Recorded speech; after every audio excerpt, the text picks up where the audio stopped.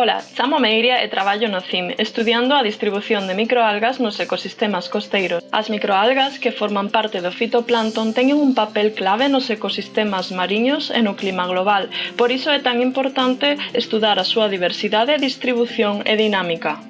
Neste contexto, como parte do meu proxecto de postdoutoramento que realizo en colaboración con científicas da Universidade de Lisboa e de Bremen, estudo a distribución dun grupo concreto de microalgas, os dinoflaxelados, co foco posto naquelas especies que poden causar proliferacións tóxicas. Os dinoflaxelados producen estruturas de resistencia ou quistos, que se acumulan nos sedimentos. Eu investigo as causas que afectan a súa distribución e o seu papel na supervivencia e dinámica das especies, como os factores físicos que influen no inicio de novos blooms fitoplanctónicos. Os novos datos obtidos na marxe atlántica ibérica contribuirán a mellorar o coñecemento da bioloxía e ecoloxía das especies e a entender as causas destas proliferacións tóxicas.